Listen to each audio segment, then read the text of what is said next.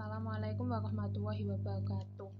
Saya Maulia akan menjelaskan bab selanjutnya, yakni etika, tanggung jawab hukum, dan penerimaan klien. Prinsip dasar etika profesional. Akuntan profesional yang dikeluarkan oleh Dewan Standar Profesional dan Etika Akuntansi adalah tanggung jawab setiap anggota profesional akuntan untuk kepentingan umum, yakni harus memperhatikan tindakan mereka bisa mempengaruhi peranan publik yang mengacu pada klien, penyedia kredit, maupun pihak pemerintah. Dasar etika yang harus dimiliki. Yang pertama adalah integritas. Semua anggota profesional harus berterus terang dan jujur, serta tidak boleh dikaitkan dengan informasi yang salah, sehingga dapat menyesatkan. Yang kedua adalah objektivitas. Dalam peranan objektivitas ini, badan profesional tidak boleh memberikan perasaan atau prasangka bisa mempengaruhi hasil kinerja mereka. Yang ketiga adalah kompetensi profesional dan kehati-hatian. Proses profesional dan kehati-hatian harus menerapkan unsur pada peraturan yang ada. Yang keempat adalah kerahasiaan. Badan profesional setidaknya harus tidak boleh mengungkapkan hasil kerja mereka kepada khalayak publik. Yang kelima adalah perilaku profesional. Semua anggota harus memiliki keempat etika yang harus dimiliki yang terdapat di atas sehingga tidak merusak citra dari profesi yang ada. Selanjutnya adalah independensi. Yang dimaksud independensi yakni auditor harus jujur dan tidak mudah dipengaruhi oleh kepentingan siapapun, yakni bersifat profesional dalam bekerja. Dalam kegiatannya, para auditor akan bertemu dengan ancaman maupun perlindungan dalam dunia kerja. Yang pertama adalah ancaman.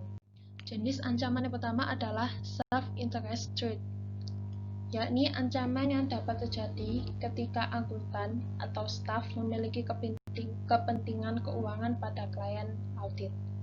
Yang kedua adalah self-review threat, yakni jika tim jaminan perlu membentuk pendapat tentang pekerjaan mereka sendiri maupun pekerjaan orang lain dalam perusahaan mereka.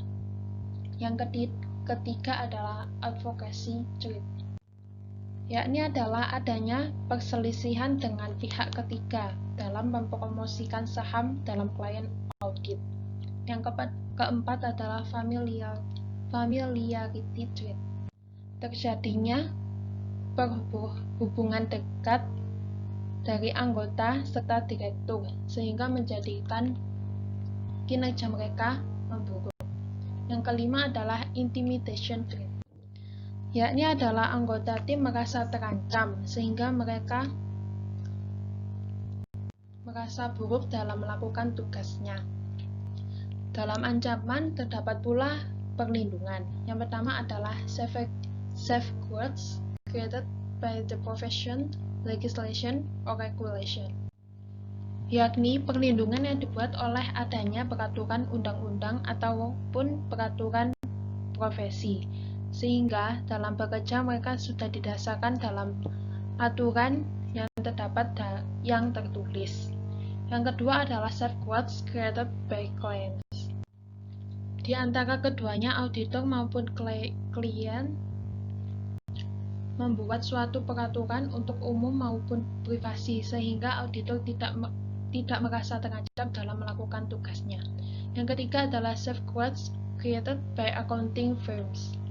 Dalam konteksnya, perlindungan ini sama dengan perlindungan yang pertama, namun dalam jangkauannya lebih sempit sehingga melindungi sasaran dalam individual auditor.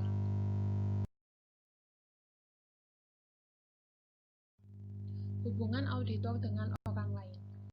Pertama adalah hubungan pemegang saham dengan auditor.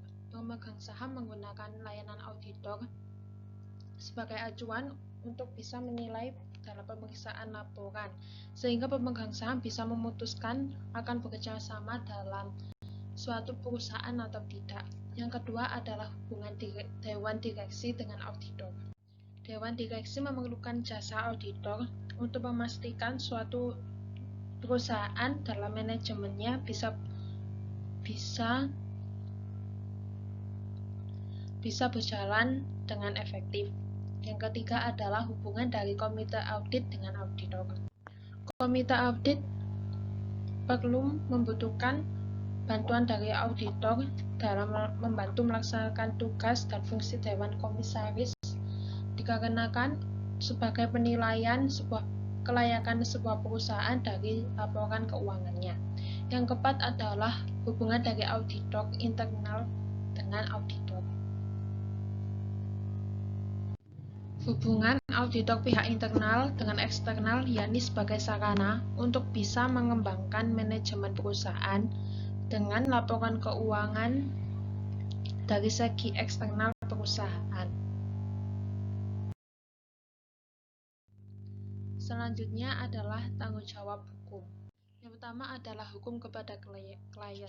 Klien harus membuktikan bahwa auditor berhutang kewajiban perawatan kepada mereka, di mana klien meminta perlindungan terhadap hukum jika seorang auditor belum bisa mempertanggungjawabkan kewajibannya. Yang kedua adalah kontribusi kelalaian, yakni mengakui bahwa serta tergugat dapat dibuktikan telah lalai. Masing-masing pihak harus dimintai pertanggungjawaban, yang dimana adalah dibuktikan lalai, yaitu seorang auditor dalam menjalankan tugasnya. Selanjutnya adalah hukum kepada pihak ketiga, yakni pihak ketiga termasuk siapapun selain dari klien dan pemegang saham yang menggunakan laporan keuangan untuk membuat suatu keputusan. Dan yakni tanggung jawab hukum penghindaran litigasi. Untuk penghindaran litigasi ini dapat menggunakan cara mempekerjakan staf yang kompeten, melatih staf dan memperbarui pengetahuan, memastikan kepatuhan terhadap peraturan etika, dan lain sebagainya. Selanjutnya adalah penerimaan klien dan keputusan lanjutan. Yakni penerimaan klien dan keputusan lanjutan perlu mengikuti prosedur dengan serta-merta mengkondisikan dengan kebutuhan klien, dengan mempertimbangkan reputasi klien, manajemennya, direktur, alasan, maupun kesesuaian interpretasi klien, maupun aturan atas akuntansi. Sekian dari saya. Assalamualaikum warahmatullahi wabarakatuh. Thank you. Terima kasih. Share.